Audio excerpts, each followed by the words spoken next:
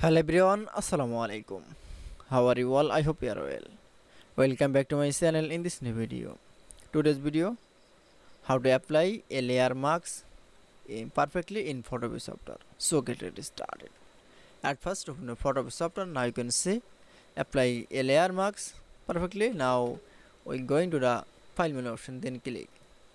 Now click from open and place option. Now you select from picture.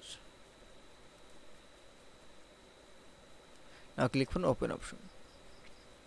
Now resize your picture. Now click from tick mark. Now this picture layer marks in perfectly. Now going to the this image in the layer option. Now click from mouse right button option.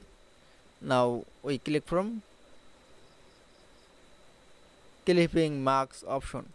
Now for click that it's now we show the clipping marks image in Photopea software is very easily.